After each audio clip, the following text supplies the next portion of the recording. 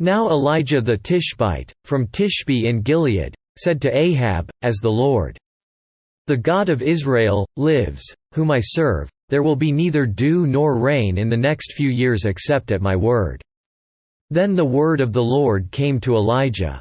Leave here, turn eastward and hide in the Kerith ravine, east of the Jordan. You will drink from the brook, and I have ordered the ravens to feed you there. So he did what the Lord had told him. He went to the Kerith ravine, east of the Jordan, and stayed there. The ravens brought him bread and meat in the morning and bread and meat in the evening, and he drank from the brook. Some time later the brook dried up because there had been no rain in the land. Then the word of the Lord came to him. Go at once to Zarephath of Sidon and stay there. I have commanded a widow in that place to supply you with food.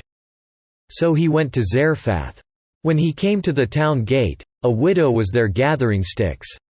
He called to her and asked, Would you bring me a little water in a jar so I may have a drink? As she was going to get it, he called, And bring me, please, a piece of bread. As surely as the Lord your God lives, she replied, I don't have any bread, only a handful of flour in a jar and a little oil in a jug. I am gathering a few sticks to take home and make a meal for myself and my son, that we may eat it and die. Elijah said to her, Don't be afraid. Go home and do as you have said. But first make a small cake of bread for me from what you have and bring it to me, and then make something for yourself and your son. For this is what the Lord, the God of Israel, says. The jar of flour will not be used up and the jug of oil will not run dry until the day the Lord gives rain on the land." Quote, "She went away and did as Elijah had told her. So there was food every day for Elijah and for the woman and her family. For the jar of flour was not used up and the jug of oil did not run dry, in keeping with the word of the Lord spoken by Elijah. Some time later the son of the woman who owned the house became ill. He grew worse, and finally stopped breathing.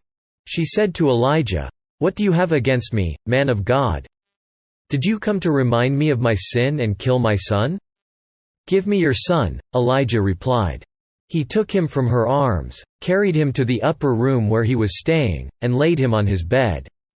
Then he cried out to the Lord, 'O Lord my God, have you brought tragedy also upon this widow I am staying with, by causing her son to die?' Then he stretched himself out on the boy 3 times and cried to the Lord, 'O Lord my God, let this boy's life return to him.' The Lord heard Elijah's cry, and the boy's life returned to him, and he lived. Elijah picked up the child and carried him down from the room into the house. He gave him to his mother and said, 'Look, your son is alive.' Then the woman said to Elijah, 'Now I know that you are a man of God and that the word of the Lord from your mouth is the truth.'"